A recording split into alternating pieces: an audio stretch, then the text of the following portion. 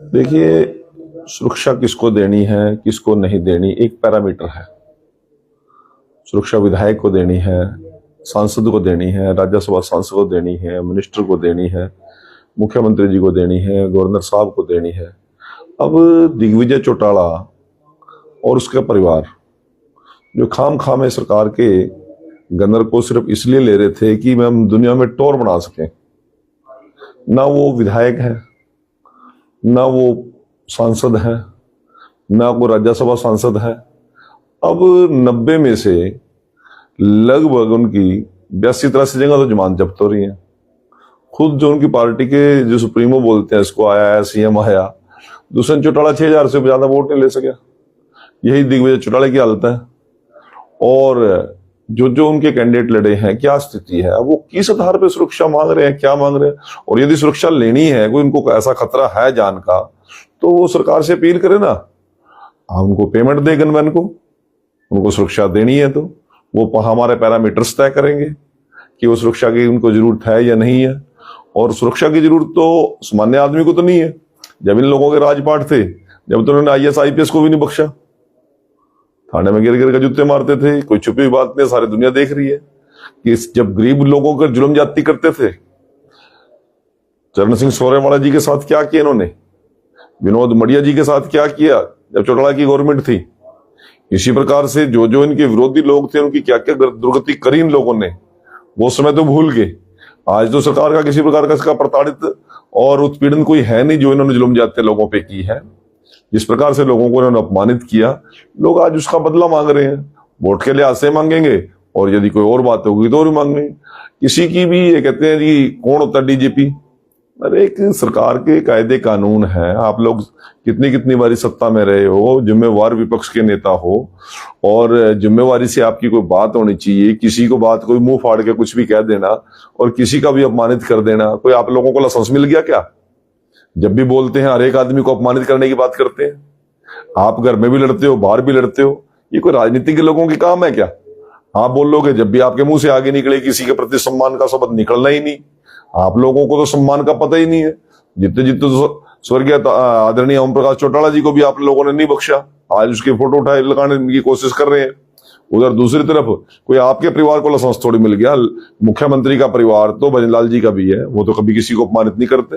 बंसीलाल जी का परिवार भी है, वो तो किसी को अपमानित नहीं करते। राव इंद्रजीत सिंह का परिवार है, वो तो किसी को अपमानित नहीं करते।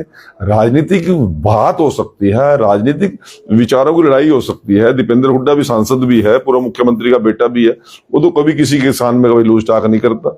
10 बारी दुख सुख में ब्याह शादियां मिलने का मौका मिला दीपेंद्र को, वो अपने से बड़ों को अंकल जी कह के बोलते हैं। ऐसे लोगों से कुछ सीखो ना। यदि राजनीति में आगे बढ़ना है, गला फाड़ के किसी को भी अपमानित कर दोगे आप। कोई आप लोगों को लाइसेंस मिल गया क्या? और जो उनसे 2,500-3,000 आदमी इकट्ठे करे हैं ना जुलाने में, इसे तो हमारे नायब सिंह सैनी जिस रोड से वैसे निकल जाए बिना प्रोग्राम के, सड़कों पर वैसे ही महिलाएं बहनें बेटियां आ जाती हैं आशीर्वाद देने के लिए। हमारे किसान और मजदूर आ जाते हैं, हमारे मुख्यमंत्री को देखने के लिए आ जाते हैं, जिसको ये कह रहे हैं कि हमारी रैली से बोखड़ा गए, डर गए। इस प्रकार की सीमाओं के बाहर रह के जब ये बात करते हैं, तो इस प्रकार के लोगों को परिणाम भी भुगतने पड़ते हैं। बहुत आदमी को सोच समझ के कोई राजनीतिक आदमी को बयान देने चाहिए। और दिग्विजय चौटाला और दुष्यंत चौटाला और जो उनके रिश्तेदार हैं, मुझे तो नहीं लगता कि इनको कोई राइट होगा किसी प्रकार की सुरक्षा लेने का। और यदि सुरक्षा की समीक्षा की है, DGP ने की है, हरियाणा पुलिस ने की है, तो उन कायदे कानूनों को सभी को मानना पड़ेगा। तो इस वजह से आप देखा कि कांग्रेस लगातार एक वोट चोरी का ही राग लाप रही है, क्या मिलने वाला है इससे? देखिए, मैं आपके माध्यम से एक बात कहना चाहता हूँ। वोट चोरी का आरोप लगा रहे हैं।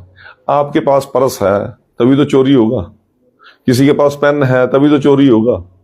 अब कांग्रेस के पल्ला सौदा ही कुछ नहीं है। वोट कौन सी वोट की चोरी बात कर रही है? कहाँ उन्होंने उसमें लॉकर में रख रखी थी वोटा जो इनकी चोरी होगी? अरे 5 में से 5 सीट तुम लोकसभा की जीत रहे हो, 37 तुम विधानसभा की जीत रहे हो, वोट चोरी होगी। वोट चोरी होगी जहां भी आप लोग आ रहे हो, कम मार्जिन से आ रहे हो, मान लो मुकाबले में आ रहे हो, तो कौन सी वोट चोरी कर ली?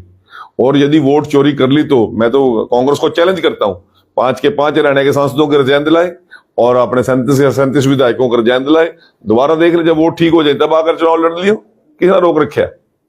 ये बिना वजह अपना गला फाड़ फाड़ के, शायद आज एक नेता कांग्रेस का भी यहाँ पर कोई मीटिंग कर रहा था, और वो कहते हैं कि अनुशासन समिति का बना रखा, वो खुद अनुशासन भंग करने का उसका अपना रिकॉर्ड है।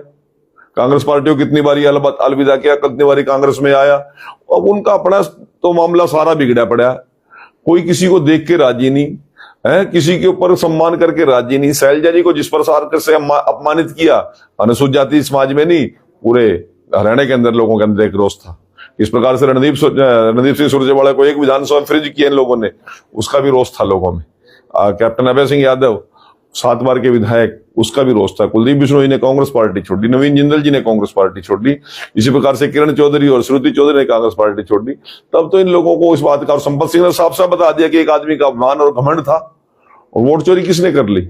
सारा देश का, दुनिया का इंडी गठबंधन इकट्ठा हो गया, 100 भी कांग्रेस की सीटें नहीं आई, और अब वो सोच रहे हैं कि कांग्रेस कोई सरकार बना लेगी, कोई सपने ले रहे हैं। दिल्ली के अंदर इनके शीर्ष नेतृत्व के नाक के नीचे मेंबर पार्लियामेंट की 3 प्लान से कोई सीट नहीं आ रही, विधायक की कोई सीट भी नहीं, 0 पे लगातार आउट हो रहे। ये स्थिति गुजरात में है, ये स्थिति मध्य प्रदेश में है, ये स्थिति इनकी उत्तर प्रदेश के अंदर है, और अब बिहार वाले तो बिल्कुल ही चांद कड़ा चढ़ा दिया, 2.5 के अंक भी बन रहे। तो कांग्रेस अपनी जेब बिठाने के लिए और अपना मजाक उड़ाने के लिए 14 तारीख को वोट चोर गद्दी छोड़, फिर दोबारा राहुल क्यों नहीं गया बिहार के अंदर? लोगों ने मुंह लगाया।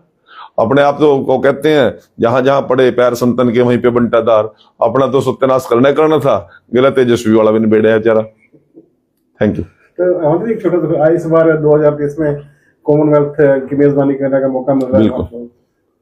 बिल्कुल हमारी पूरी तैयारियां हैं, और हरियाणा के खिलाड़ी उसके अंदर बढ़ चढ़ कर हिस्सा लेंगे। और हरियाणा तो वैसे भी खेलों का हब बन चुका है, हरियाणा सरकार की पॉलिसी के अनुसार सभी खिलाड़ी इसमें पार्टिसिपेट करेंगे, और ये हमारे लिए बहुत बड़ी, लंबे समय के बाद बड़ी अचीवमेंट है, भारत सरकार की भी और देश की सरकार की।